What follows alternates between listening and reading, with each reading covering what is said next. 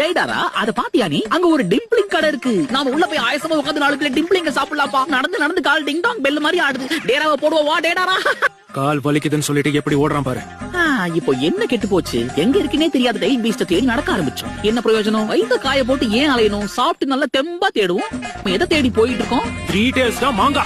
முதல்ல அதை கண்டுபிடிக்கணும், அப்புறம் சிற பிடிக்கணும். அதுக்குதான் நான் இருக்கேன் இல்ல. ஓகே வாடா.